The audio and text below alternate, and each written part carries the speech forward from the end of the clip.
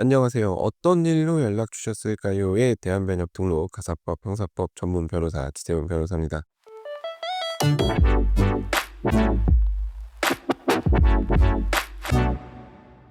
자, 오늘도 어제 그제에 이어서 카지노 이용자가 카지노 사업자를 상대로 재산 상실에 대한 손해배상을 청구할 수 있는지에 대해서 얘기를 해 보려고 합니다. 사실 다수 의견 소개하고 반대 의견 소개하고 거기서 끝내려고 했는데, 이 대법원 판례에 보충 의견이라는 게 있거든요.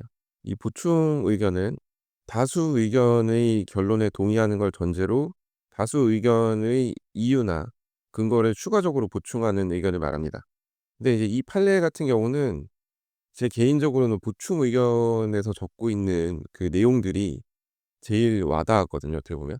그래서 이거를 얘기를 하고 넘어가고 싶어서 오늘도 또 이 판례를 가지고 얘기를 하게 됐습니다. 사실 시험 공부할 때는 거의 결론만 외우고 지나가는 경우가 많아서 다수 의견만 살펴보죠, 보통은. 그것만 살펴보고 외우고 하기에도 시간이 부족하니까요. 근데 인제 시험에 붙고 변호사가 돼서 여유가 생기면 이렇게 반대 의견도 찾아보고 보충 의견까지 이렇게 읽어보면서 판례의 문장 하나하나에 감탄을 하면서 격하게 공감하면서 읽게 되는데요. 그러니까 시험은 붙고 볼 일인 것 같아요. 아무튼 오늘은 보충 의견을 거의 읽어 내려가 보려고 합니다. 여기에 핵심이 담겨 있다는 생각이 들거든요. 그러면 한번 시작을 해 보겠습니다. 사람은 인간으로서의 존엄과 가치를 바탕으로 자신의 자유로운 의사에 조차 자신의 책임하에 법률 관계를 형성할 수 있고, 이것이 우리 민법의 지도 원리인 사적 자치의 원칙이다. 국가는 원칙적으로 개인이 자신의 법률 관계를 형성하는 데 간섭하여서는 아니 되고, 개인이 형성한 내용대로 법률 관계를 인정하여 법적으로 실현하도록 하여야 한다. 그러니까 이제 내버려 두라는 거죠, 기본적으로는. 개인이 타인과 법률 관계를 형성함에 있어 서로의 자기 결정에 따른 의사 합치가 있었다면, 설령 그 내용이나 실현된 결과가 일방에게 불리하더라도 스스로 그 내용을 결정한 당사자는 자기 결정의 결과에 대한 책임을 지고, 법질서도 이를 정당한 것으로 인정함으로써 그 합치된 의사에 따른 법률 관계를 규율하는 데 협력하게 된다. 그러니까 이제 두 사람 사이에 자유롭게 계약을 맺었다면 막상 그 까고 보니까 결과가 한 명에게 불리하게 되었다 하더라도 본인 책임하에 결정하고 계약했으니까 그걸 따라야 된다. 기본적으로 법도 그걸 정당한 것으로 인정을 해 준다. 뭐 이런 취지입니다. 이제 우리 법이 도박을 일반적으로 금지하면서도 공익을 위해서 카지노업을 허용한 이상 카지노 이용자는 뭐 베팅이나 이런 거 자유롭게 결정할 수 있고, 게임의 승패가 결정되면 그 결과를 받아들여야 된다. 하지만 사회적인 폐해나 이런 걸 방지하기 위해서 일정한 영업 제한을 가하고 있고, 그 범위 내에서는 제한을 받게 될 것이지만, 그렇다고 해서 분명한 법령의 근거도 없이 함부로 카지노 사업자나 카지노 이용자에게 상대방의 이익을 위하여 노력하거나 배려하는 등 카지노 이용 계약의 목적과 다른 내용의 의무를 부과할 수는 없다라고 판례는 보고 있습니다. 카지노 사업자의 의무는 카지노 이용자가 게임할 수 있도록 필요한 서비스를 제공하는 것으로서 규칙에 따라 카지노 게임을 진행하고, 카지노 이용자가 승리하였을 경우 배당률에 따른 돈을 지급하는 것이다. 카지노 이용자는 게임의 승패에 따라 자신의 건 돈을 잃을 위험이 있고, 나아가 카지노 사업자에게 유리하게 설정된 카지노 게임의 승률 구조상 오랜 시간 카지노 게임을 하면 할수록 손실 규모가 커진다는 사실을 알면서도 이를 감수하고 카지노 게임에 참여한다. 결국 카지노 이용자가 카지노를 이용할지, 카지노 게임에 얼마를 베팅할지는 자신의 재산 상황 등을 고려해서 스스로 판단 결정할 사항이고, 카지노 사업자인 피고에게 카지노 이용자에 대해서 카지노 이용을 제한하는 등의 방법으로 카지노 이용자의 지나친 재산상 손실을 방지하도록 노력할 의무가 있다고 할 수 없다. 당연한 얘기입니다. 카지노 사업자가 땅 파서 장사하는 거 아니잖아요. 만약 법에 규정이 있으면 그거에 따르면 될 일이고, 그 이상의 보호 의무나 배려 의무 이런 거를 지을 수 없다고 보는 게 맞겠죠. 물론 보충 의견은 이렇게 또 뒤에 얘기를 하고 있어요. 다만 사적 자치의 원칙을 근거로 한 자기 책임의 원칙은 절대적인 게 아니고 신의 성실, 권리 남용의 금지, 사회 질서 등을 위해서 제한될 수는 있다. 그래서 카지노 이용자가 현저한 도박 중독 상태에 있어 자신의 의지로는 카지노 이용을 제어하지 못할 정도에 이르렀고, 이제 이용자나 가족이 법령 등에 마련된 절차에 따른 요청을 했음에도 불구하고 그 조치를 취하지 아니하고 영업 제한 규정을 위반해서 카지노 영업을 한 결과 카지노 이용자에게 재산상 손실이 발생했다면 이때는 카지노 사업자의 행위가 신의 측이나 사회 질서에 반하는 행위로서 불법 행위가 된다고 평가할 여지가 있다. 근데 제가 어제도 말씀드렸죠.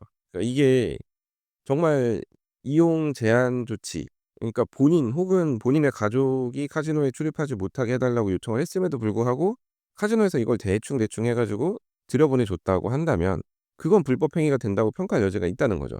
근데 인제 보충 의견은 이렇게 얘기하고 있어요. 법령 등에서 정한 카지노 영업 제한 규정이 카지노 이용자 개인의 재산상 이익 보호도 목적으로 하는 것인지를 일단 살펴야 된다. 그러니까 베팅 한도액 제한 규정이나 출입 제한 규정을 카지노 사업자가 위반했다고 해서 이걸 가지고 카지노 이용자 개개인의 구체적인 재산상 이익을 보호하기 위한 것이라고 단정해서는 안 된다고 보고 있어요.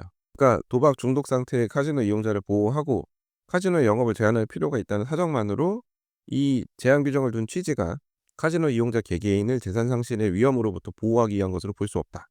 그러니까 결국 이거예요. 지금 이 사건에서 문제된 게 크게 두 가지. 출입 제한 규정 위반, 베팅 한도액 제한 위반. 근데 이제 다수 의견은 이거죠. 이거 위반한 거는 잘못된 게 맞는데 이거 위반했다고 해서 이게 곧바로 카지노 이용자의 재산 상실로 연결될 수 있다라고 인과관계를 인정하면 안 된다. 뭐 이런 취지로 보고 있는 것 같아요. 인제 제가 해석할 때는. 물론 실제 사건이 진짜 이런 식으로 진행이 되면 인과관계도 어느 정도 인정이 될 거라고 생각을 합니다.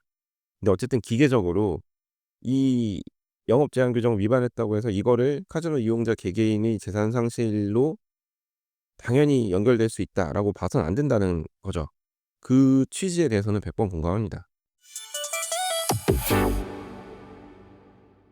이제 조금 더 살펴보면 출입 제한 규정 같은 경우 일단 폐광 지역 카지노 사업자 영업 준칙에서는 카지노 이용자 가족이 요청한 경우 카지노 사업자가 당사자의 출입을 제한하여야 한다라고 규정하고 있을 뿐 그 이상의 구체적인 절차, 제한 기간, 해제 방법, 만약에 이를 어기고 카지노에 들어왔을 때의 효과 뭐 이런 거에 대해서는 규정하고 있지 않아요.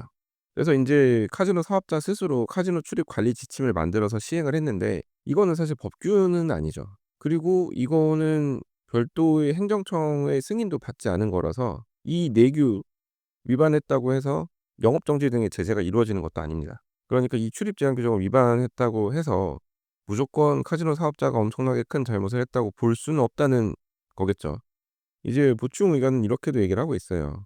카지노 이용자나 그 가족들은 종교적 이유나 다른 개인적 사정 때문에 출입 제한을 요청할 수도 있다. 그러니까 출입 제한 요청을 했다고 해서 이 사람이 무조건 도박 중독 상태에 있었다고 단정할 수가 없다.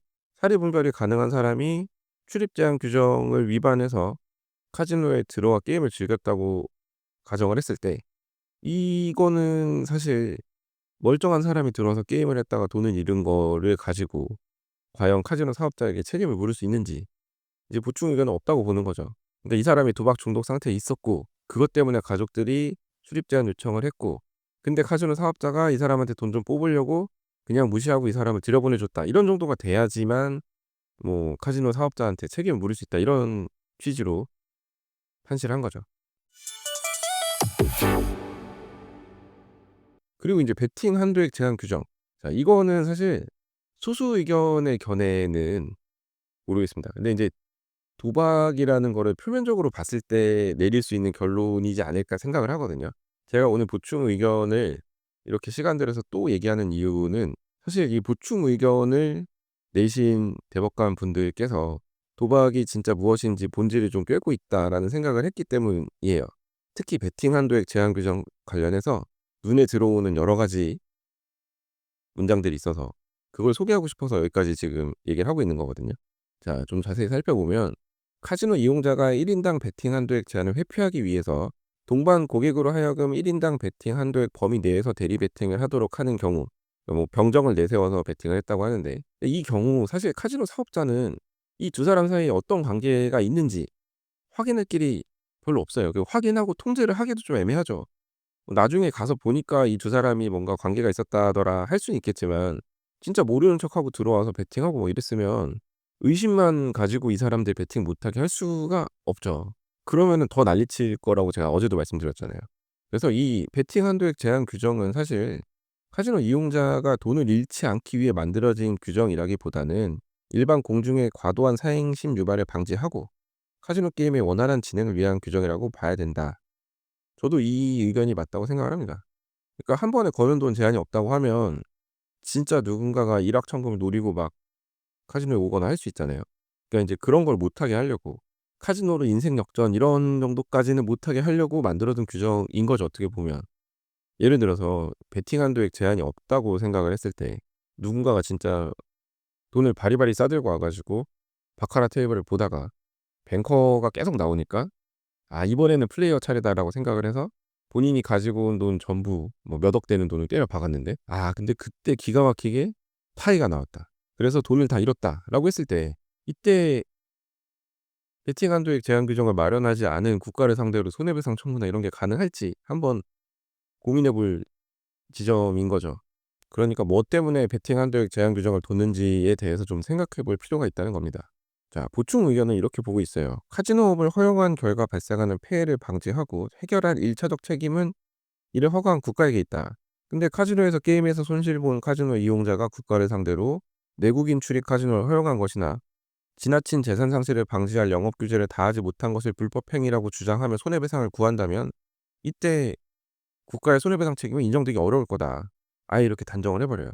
국가에 대한 손해배상 책임도 인정이 안 되는 상황에서 국가가 허가해 준 카지노업을 운영하는 사람한테 불법 행위로 인한 손해배상 청구를 한다면 아까 말한 대로 도박으로 인한 폐해를 방지하고 해결할 책임이 국가에게 있음에도 불구하고 국가에 대한 손해배상 청구도 인정이 되기 어려울 텐데 이 국가의 책임을 카지노 사업자에게 전가하는 게 타당한지 부당하다고 보고 있어요. 그러면서 이제 보충 의견은 이렇게 말하고 있는데요. 제가 이 판례를 읽다가 제일 와닿는 부분이었거든요. 카지노업 등 사행산업의 허용으로 발생하는 폐해의 본질은 카지노 이용자가 재산 상실로 공궁하게 된다는 것이 아니라 카지노 이용자에게 발생하는 우울증, 분노, 건강 악화, 자살 등 심리적, 신체적인 부정적 영향과 가정폭력, 가족관계의 파멸, 파산, 실직 등 가족 및 사회관계의 붕괴, 도박자금 마련을 위한 범죄의 증가와 같은 사회적 악영향이다. 특히 우리나라는 합법적 사행산업을 이용하는 사람들의 도박 중독 유병률이 주요국의 두세 배 이를 정도로 심각하다는 것이다. 카지노 주변에는 수많은 노숙자가 있고 이들은 카지노를 드나들며 다른 카지노 이용자를 위해서 자석을 잡아주거나 식당이나 건설 현장에서 품을 팔아 모은 돈을 다시 카지노에 쏟아붓는 생활을 계속하고 있다.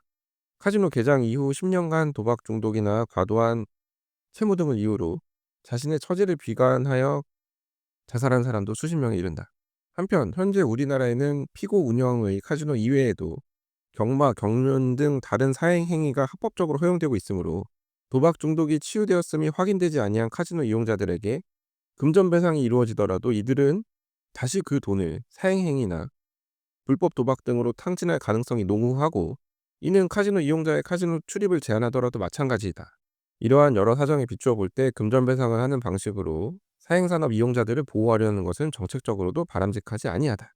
이게 핵심입니다. 그러니까 카지노 이용에 제한을 두는 것은 국가가 이 사람들의 돈을 보호하기 위해서 마련한 규정이 아니에요.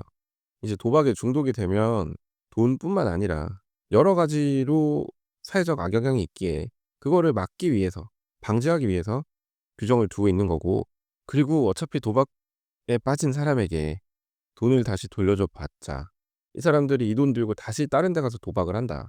그러니까 이 사람들에게 금전 배상을 해 주는 게 바람직하지 않다. 이런 취지인 거죠. 그니까 출입 제한 규정을 회피를 해서 카지노를 출입하거나 병정을 내세워서 베팅을 할 정도의 사람이면 이 사람에겐 돈이 문제가 아니라는 거죠. 이 사람에게 돈 돌려줘 봤자 또 도박할 건데 이러한 사람에게 손해배상을 해 주는 게 과연 옳은지, 이제 진짜 카지노 사업자가 잘못했다고 한다면 그거는 손해배상 책임이 인정되어야 하지만 그냥 취지가 명백하지 아니한 출입 제한 규정과 베팅 한도액 제한 규정을 위반했다고 해서 이걸 가지고 카지노 이용자의 재산상 이익을 보호할 의무를 위반했으니 카지노 사업자가 손해배상을 해 줘라, 이런 식으로 판결을 내릴 수는 없다는 거죠. 오히려 이런 식으로 손해배상 책임을 인정하자는 주장은 법 해석의 한계를 넘어서는 것이고 도박 중독 상태에 있는 카지노 이용자를 보호하기보다는 영업 제한 규정을 빌미로 카지노 이용자에게 자신의 행동으로 인한 책임을 회피할 기회를 주는 결과에 이르러 동의하기 어렵다라고 보충 의견은 이렇게 마무리하고 있는데요. 이 말이 맞죠. 근데 이제 논리적으로 참 잘 쓰셨는데 제가 봤을 때는 그거예요. 돈 돌려줘 봤자 어차피 또 도박한다. 어떻게 보면 이 사람들은 '돈을 돌려주지 않는 게 더 도움이 될 수도 있다.' 이런 생각을 해 봅니다. 이 도박하는 사람들은 돈이 있으니까 도박을 하는 거잖아요. 근데 이 사람들이 도박해서 돈 잃었는데 돈을 돌려준다? 이거 뭐 페이백도 아니고. 그러니까 도박 중독은 도박 중독대로 따로 해결을 해야 될 문제고, 도박에 푹 빠진 사람이 카지노에서 돈을 썼다고 해서, 그것도 많이 썼다고 해서 그걸 가지고 "카지노에게 돈을 돌려달라."라고 할 수 없다. 이게 결국 판례의 결론입니다. 제가 어쩌다가 이 판례에 꽂혀 가지고 이렇게 에피소드 3 개에 나눠서 판례를 가지고 얘기하는지 모르겠는데, 판례도 종류가 여러 가지가 있죠. 정말 법리적인 걸 설명하고 있는 그런 판례들도 있고, 이 제가 이번에 소개 드린 판례 같은 경우는 법리적인 것도 분명 있지만 도박이라는 것을 어떻게 볼지, 그리고 도박에 중독된 사람들, 그러니까 도박하는 사람들을 어떻게 이해할지, 이런 것에 대해서 가치 판단 비슷하게 대법관님들께서 서로의 주장을 펼치고 계시거든요. 그래서 이 판례 정도는 한번 시간 되실 때 읽어 보시면 재밌을 것 같아요. 꼭 법을 모르신다고 해도 그냥 생각해 볼 거리는 될 것 같거든요. 근데 이 판례가 지금 2014 년에 선고된 판례인데 요즘에는 더더욱 이런 주장이 인정되기 어렵지 않을까 생각을 합니다. 왜냐? 핸드폰만 들으면 불법적으로 도박할 수 있는 사이트들이 널려 있는데, 오히려 이런 합법적인 카지노에서 사람을 그냥 받아 주고, 적어도 이 카지노는 먹튀를 안 하잖아요. 정말 결과대로 돈을 지급하는 이 카지노에 이 사람을 묶어 두는 게 오히려 카지노에서 더 이 사람에게 보호 의무와 배려 의무를 다한 게 아닌가, 이런 생각도 해 봅니다. 물론 도박은 종류 불문하고 뭐든 나쁘지만 그래도요. 그래도. 아무튼 도박과 관련해서는 제가 할 수 있는 얘기, 하고 싶은 얘기가 참 많은데 또 나중에 기회가 되면 말씀을 드려 보겠습니다.